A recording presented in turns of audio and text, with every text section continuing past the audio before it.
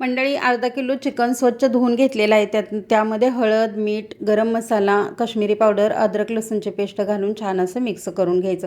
10 मिनिटासाठी साईडला ठेवा.